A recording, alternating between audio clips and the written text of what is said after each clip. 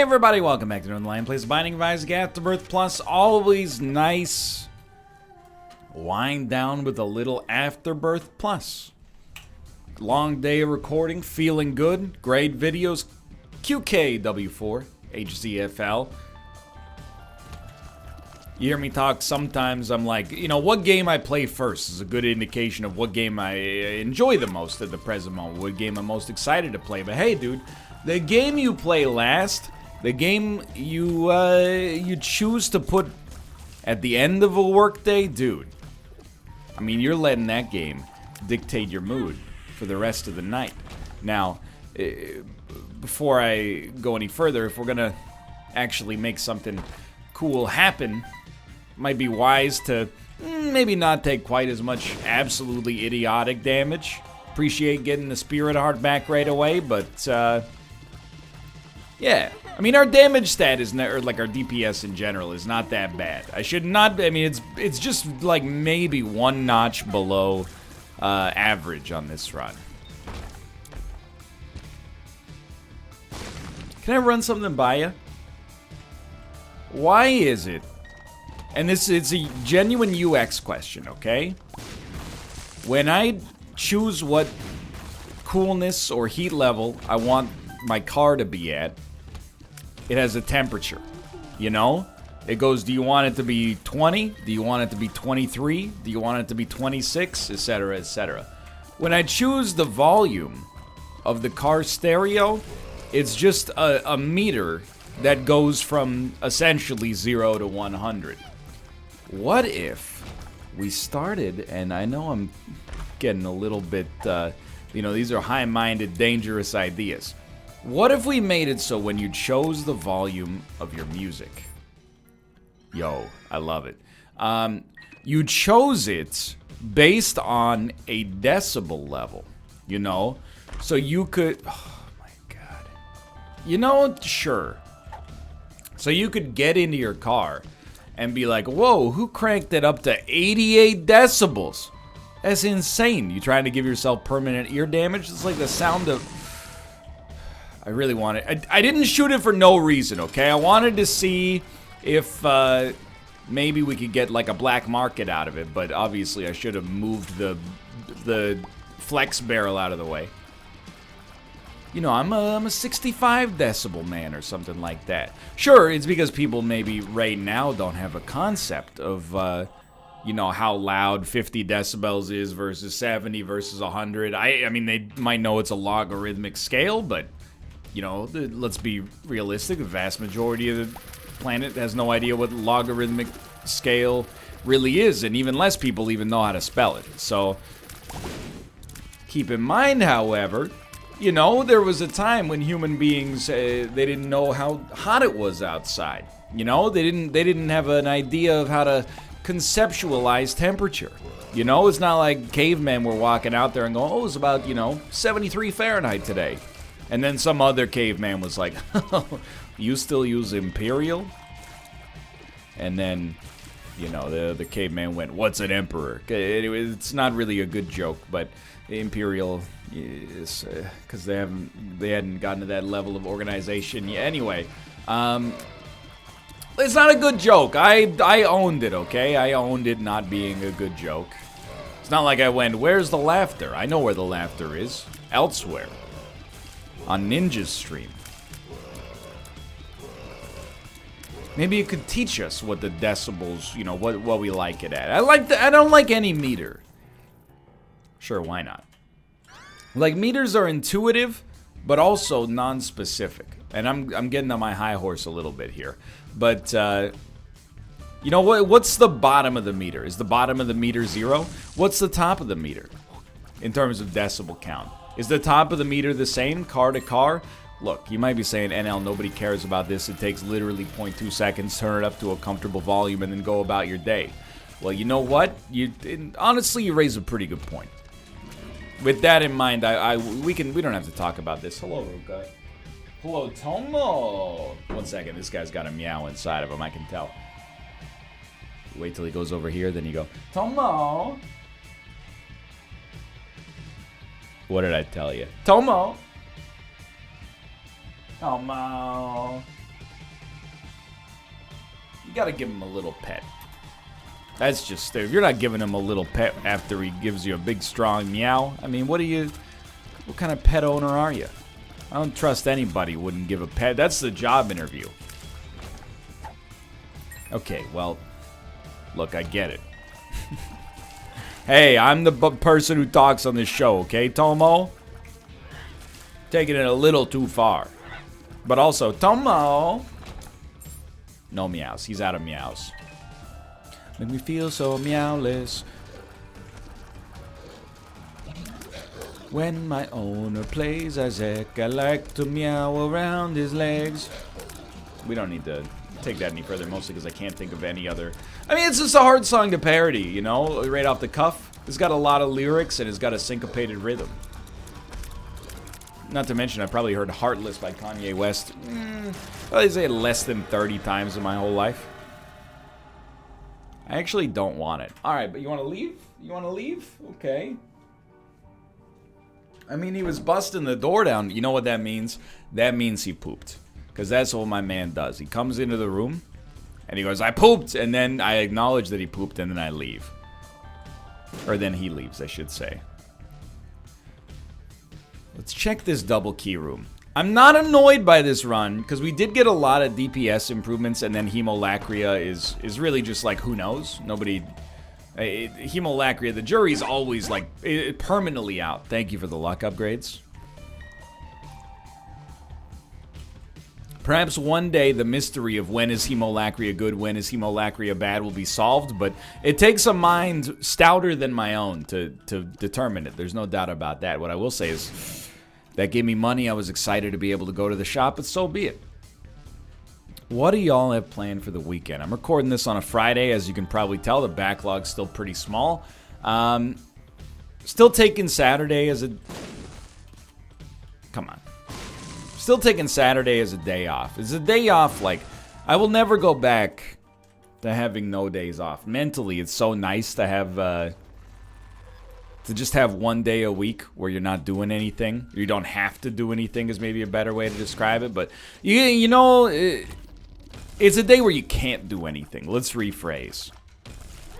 Because if you say you don't have to do anything, you'll usually end up doing stuff, you know? Anyway, I'm thinking, I'm finally going to peep that Jonathan Wick 3, the first movie in the Fortnite cinematic universe. I'm excited to peep it. I love John Wick 1. I love John Wick 2. I was very surprised on the NLSS a few months ago when I was like, yo, John Wick 1 and 2 are both really, really good. And people were like, well, John Wick 1 is legendary. John Wick 2, I disagree. I don't know, man. I guess that there's no way to say this without throwing my colleagues under the bus. But I have let's put it this way. I have a different... perhaps spectrum of the way that I look at movies, you know? I think, and this goes for all media. I think a lot of people, there's some irony here that you're about to see, and I see it coming. A lot of people prioritize novelty or originality above execution. And I'm definitely... I'm not super against that, but it's the same. Here's the thing. You know, I'm calling it the Darren Aronofsky principle. You know why? Because in 2006, Darren Aronofsky released a film called The Fountain. Visually incredibly, just creative for sure. We should really call it the Tarsum Singh principle, but we don't have to. You know, we can get back to that in a moment. And it's drivel, in my opinion. I find that movie insufferable. I found it creative, don't get me wrong. I found it insufferable when I was 18, and I find it insufferable now, you know, more than a decade later. But a lot of people really, really like The Fountain. It's an inventive story. Oh, the visuals. Hugh Jackman is a conquistador. Hugh Jackman is an astronaut. It's got all sorts of... It's got something for everybody. I'm definitely... I'm the kind of person, I guess, that you would find... And you know what is a good example of this? Mission Impossible Fallout. I'm an example of the kind of person who... I do like original movies. Like, one of my favorite movies of all time is Primer. It's a very, very original movie for sure. But I think I prize. I don't know where I'm going with this. I think I prize execution above all else. You know, Mission Impossible Fallout, one of my favorite movies of last year. Does it do anything particularly new? No, I mean, in a broad sense, no. It has some incredibly creatively shot action scenes. I mean, like, the Halo jumping scene is incredible. The bathroom fight scene, also, I mean, these take place within, like, 15 minutes. It's really good. I thought that movie was fantastic. But maybe that's why I feel like maybe most people think John Wick 1 is, like, really good, and John Wick 2 is just like, eh. And when I say most people, I mean most people that I work with. Because on Metacritic or Rotten Tomatoes, they're both killing it. As they should. But, you know, John Wick 1 is new. It's kind of a new thing. Different sort of revenge movie. John Wick 2 was just like, John Wick's back at it again. With impeccably crafted action scenes and gunplay, you know? I get it. Maybe it's also the same reason I thought Detective Pikachu sort of sucked. And a lot of other people were like, NL, you're not being fair.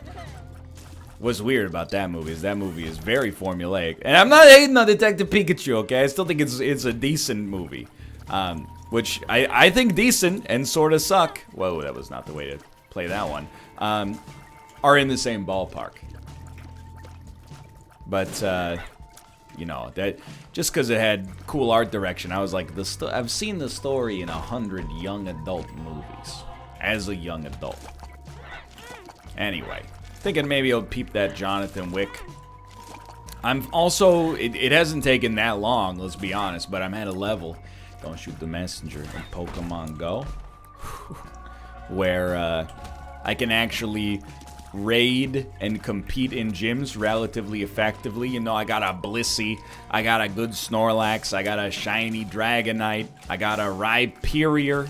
You know, I don't have the assortment of Pokemon that I see from everybody else when I encounter other people in the wild playing Pokemon Go. They're like, hey, what's your best Tyranitar? And I'm like, decent. And they're like, you don't have a 100 IV? And I'm like, brother, I ain't even had 100 IVs. I've only had like 4 in my whole life. And they were all for my nut surgery 15 years ago. I don't know, dude. Our rate of fire is already compromised, so let's do it but feel torn about it. This will be interesting. So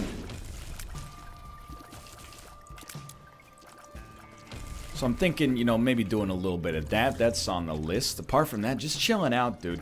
It's wild, but, you know, F1 is in Canada this week. They do a race in Montreal every year. That's what we call it. We call it Montreal. I know that it's Montreal, but I'm not French.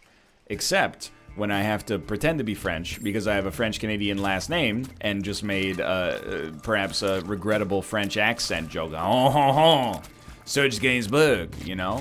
Like, then I'm French because it helps me in the moment. But I won't be able to watch it because I'll be streaming when it's happening. But I don't need to watch the race because either Lewis Hamilton or Valtteri Bottas are going to win, and I'll just watch qualifying instead, where maybe something exciting or unexpected could happen. It is strange, though. I'm like, because it's in Eastern time zone, I'm like, man, could you just put a race in my time zone, please? I gotta wait for the Japanese Grand Prix, which is not in my time zone, but is actually, you know, at a time where I'm, like, not working. Yo, okay. So we're gonna stick with flying, just because Guppy's head is obviously good, but, you know, could be better. And flying is pretty important to us right now. And we're gonna hope that we get a Guppy payout, but we haven't taken any of our deals with the devil so far. It'd be really nice to get a deal with the angel. Or a good deal with the devil as soon as possible. That's about it, though. I'm mostly looking forward to, like, I don't want to jinx it, but I think I'm back in, like, normal Pacific sleep schedule and not really being jet lagged. Like, it's 6:30 p.m. right now, and I feel good, feel copacetic, feel like I had a good day, and I'm starting to wind down the work, but getting ready for a couple more videos and then some dinner. I mean, I'm not gonna give you like okay, fine, I'll give you a day by day of my sleep. Came back on Friday afternoon, took a nap that night, slept 13 hours. Slept from midnight to 1 p.m. Next night, slept like 3 hours. Next night, beautiful sleep. Slept like at least 8.5 to 9.5 hours. Next night, slept like 3 hours.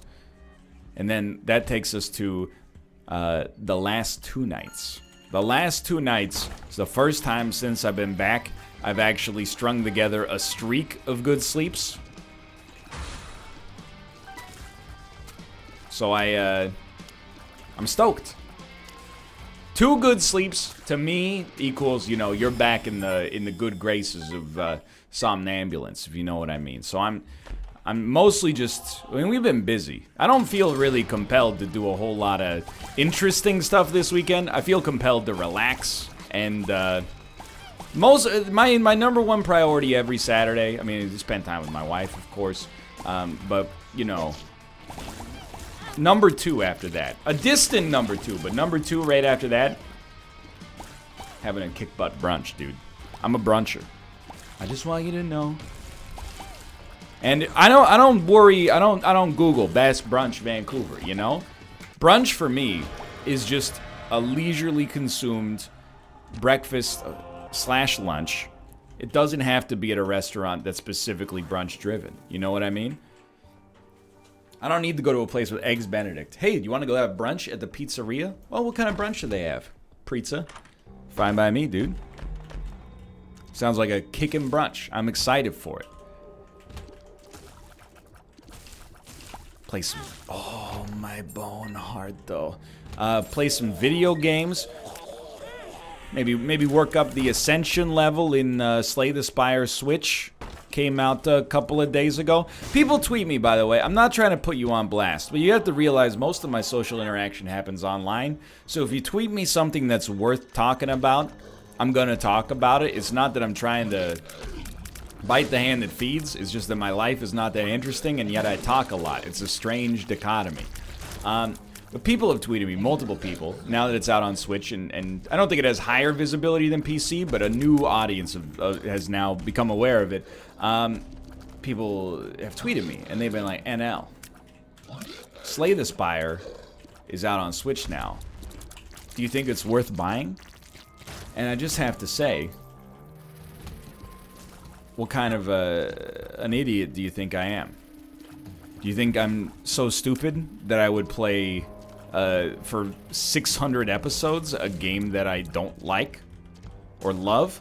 Moreover, it's $15. This is one of those situations where you can use your own judgment. You don't need to have a tailored recommendation from somebody. You don't need a consultation to walk through this one. It's a $15 game that I've played in public for 500 hours. What do you think my recommendation is? Oh, wait for a sale. Nah, I've been not shy about it. It's over the past year and a half, I've been like, this is one of the best roguelites ever made. One of my favorite games of the past several years, not just the past year. So, do I recommend it? Yeah, and it would be nice enough to just say that, I suppose. Instead of putting you on blast in a video, but that way, instead of being nice to one person, I can entertain thousands. So it's really probably like the most selfless option I could possibly muster. You know what I mean? Something like that. Anyway,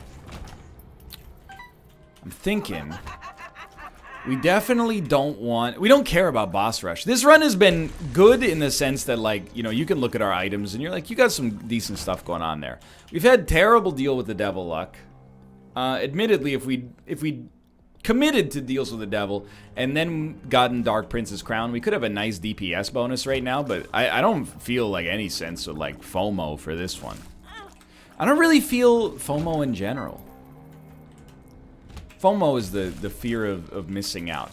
There have been times I used to feel FOMO. You know, for a while I was going to every other PAX East. And then, you know, more recently that became every other PAX East. And then even more recently that became never going to PAX East, because why am I paying my own money to go to Boston in the wintertime? Like, is like the worst deal in the history of deals. Either way, the years where I didn't go to PAX East, I would feel a little FOMO. You know, the Thursday tweets would start rolling out. Hey, Boston, I'm in you.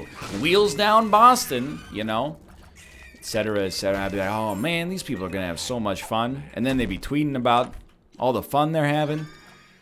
And I'd be like, oh, man, these people are having so much fun. I wish I was there. I haven't experienced that feeling in many years. Probably like 5 or 6 years now. This is not a joke. I'm not saying FOMO is not a thing. I'm just saying FOMO is conquerable, you know? I think, honestly, what does it for me is that when I see these tweets coming from PAX, in particular PAX at least, whoops, I look at them and I'm like, yeah. Wow, I screwed this one up twice in a row. Yeah, PAX is fun, don't get me wrong. But there are negatives to PAX. One of the negatives, there's negatives to any event, okay? What are the negatives? Let's check this out real quick before we commit. Oh, baby. Sure, why not? Finally, a deal with the devil that compels me. The negatives, you know, usually people, myself included, drink a little bit too much. Don't get a great amount of sleep. You know, like certainly under 6 hours a night for most people, myself included. Yeah, you know, you eat an imbalanced diet of foods that sound tasty but just end up tasting like oil. And you play, you're in crowds a lot, which is annoying. I know you're like, we're all gamers here, and like that's cool.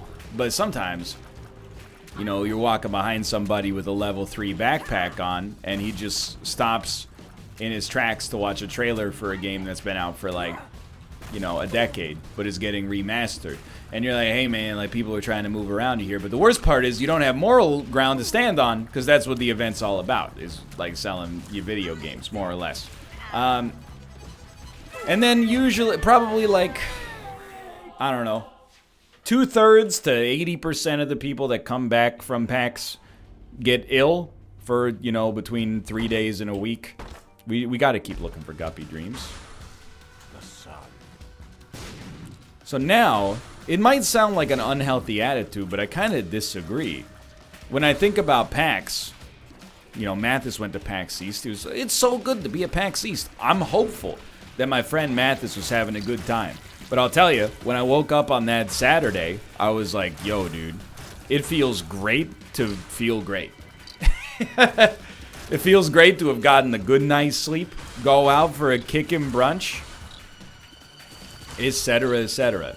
Not have a hangover, and you know, if I want to check out a video game, I'll check it out when it comes out, you know? I understand the FOMO, though, because, you know, when you have the most FOMO, it's probably like high school. You know, you want to go out for a party. Maybe you didn't get invited. Maybe your parents said you couldn't go or something. You see all the snaps and the instas start to roll out. We didn't have them back in my day, so I think this is why FOMO maybe is more of a phenomenon in this day and age. But, you know, you're like, oh, man, I wish I were there. Derek did the craziest thing, dude. He fell asleep in the bathtub. Can you imagine that?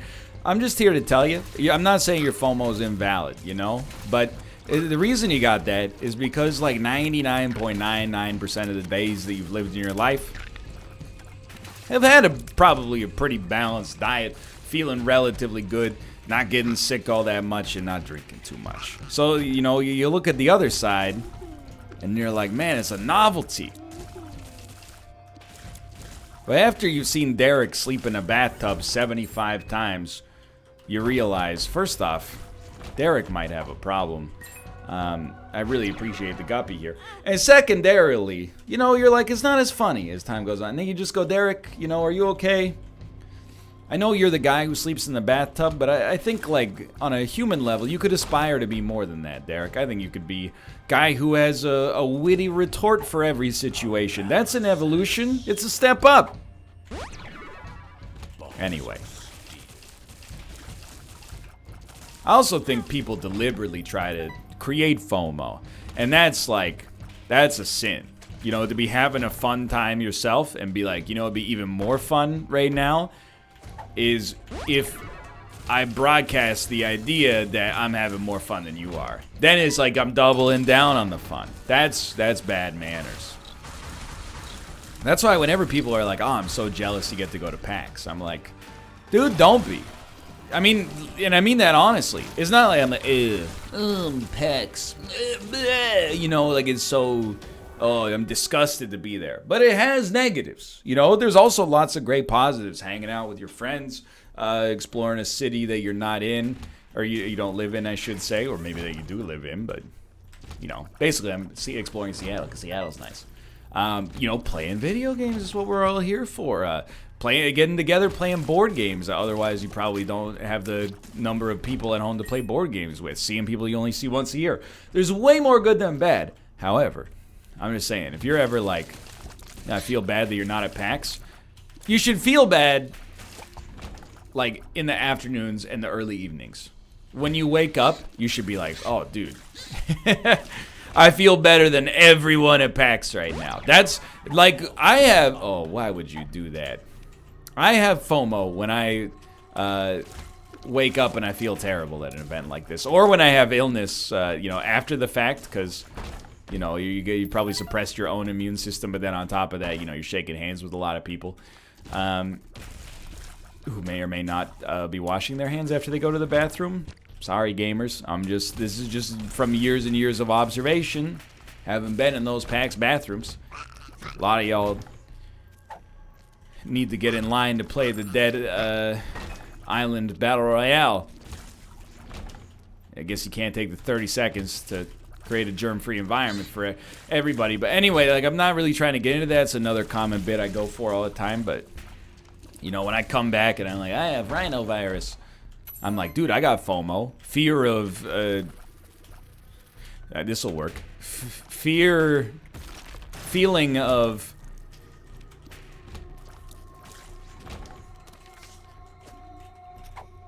you know, I'm trying. I'm like, what's an M word related to illness? Feeling of malaise occasionally. There you go. I'm not saying FOMO's not real. I know it's real. I felt it. Not for a while, but I have felt it. But I'm telling you, my, yikes. My pseudo technique for dealing with it, you know? Plus, you know, if you're hearing people tweet... talking about being somewhere and you're like, oh, I wish I were there. They're only showing you the best parts, you know? When people, they're like, oh, you should go to PAX. It's the most fun you'll ever have in your entire life. It's a great time. But they don't tell you about how bad your knees hurt after you've been standing up for 3 days. That's not an, oh, I'm 30 sort of thing. Everybody, even little kids at PAX are like, my knees hurt, you know? You're walking around and standing still on concrete for like... 12 hours a day. You lock your legs up. 10 minutes later, you bend them and start moving again. It's a bad loop. So just instead of having FOMO, just think about how relatively comfortable your knees are right there, and then you'll get over it. Maybe, I don't know. Maybe not. I don't know. I don't really know what I'm talking about in general. I just kind of talk. Let me tell you, though, this run got where it needed to go. Very happy with it. Hemolacria, mostly thanks to Guppy, but still, Hemolacria turned out to not be a complete waste. Didn't screw us. Did it help us? I don't know. I mean, it's hard to say, right? Did it help us? I don't know. Did Wayne Gretzky help the Edmonton Oilers win all those Stanley Cups in the 1970s and 80s? Yeah? Well, then sure. Maybe hemolacria helped us. I don't. You might be saying, I don't know what that has to do with anything. Why are you bringing up the great one? Most people don't know this, but the famous winemaker, Wayne Gretzky, used to be a professional hockey player. Just in the same way that distiller Daniel Aykroyd is actually an ex-Hollywood actor. He's in movies like The Blues Brothers, Ghostbusters. He's in a lot of classics, dude. Christmas with the Cranks. It's a good one. Coneheads. He's a weird guy. He's from my hometown. I'm not saying like he's a weird guy because he's from my hometown. I'm also not saying I know him because he's from my hometown. I'm just saying like Dan Aykroyd in all these other movies, he always seemed like the dude. I mean, this is, I guess, what acting is. He always seemed like the straight man. You know, Bill Murray's out there doing zany stuff. Dan Aykroyd's like, you really shouldn't be doing that, Venkman. Jim Belushi's doing crazy stuff. Dan Aykroyd's like, you really shouldn't be doing that, Jim. Who would have thought Dan Aykroyd ended up being the guy who was like putting vodka after it's been distilled through resonant Aztec crystals into a bottle shaped like a human skull. You know, I never would have expected it, mind you. You know, it's his own personal life. It doesn't really bother me. I do like novelty wines, or really just novelty alcohols make me laugh. Because I just think, you know, in the same way that, like, you know, when I was a kid, every kid's movie had, like, a cereal box come out. Teenage Mutant Ninja Turtles cereal. I don't know, man. The marshmallows are shaped like shells or whatever. And this one's called Donatello Oats. You know, like, it's just completely arbitrary. It's the same thing for adults, but this time with alcohol.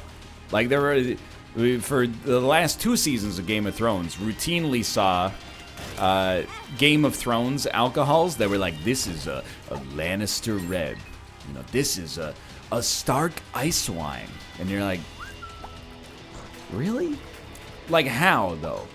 Well, we've tried to embody the spirit of the North with the grapes that we've selected. No, you scored the marketing deal of a lifetime, making the same wines you were already making.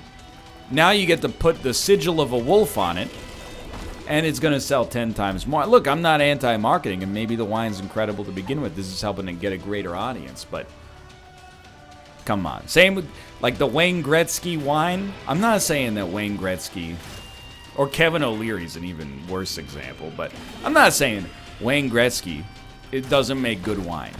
All I'm saying is if you got the choice between 2 bottles of wine, and you can't rely on an outside source, why take Wayne Gretzky's? You might be saying, well, I gotta know. It's a conversation piece. I think that's a valid answer. But, you know, I'd be more likely to trust another brand just because that other brand might have somebody whose lifelong dream was to own a winery, and they've dedicated their whole life and passion to it. Whereas Wayne Gretzky, not sure if you're aware that he was distracted for a little bit of his life. He got sidetracked from his true passion of owning a vineyard by being the greatest hockey player by far that's ever existed. Yeah, I know Lemieux has more, he might have had more points per game if he didn't get sick, but he got sick, okay? The records that Wayne has speak for themselves. What about Bobby Orr? You know what, dude? I'm not going to besmirch the good name of Bobby Orr. Perry sounds pride, but, you know, Bobby Orr, he changed the game as far as defensemen go. One of the most iconic photos in NHL history, no doubt. But he doesn't have the same pedigree as Wayne Gretzky or the longevity. Anyway, thanks for watching. I hope you guys have enjoyed the episode. If you did, click the like button. Helps out a great deal. Of course, subscribe if you want to see more in the future. For now, thanks for watching, and I'll see you next time. See ya.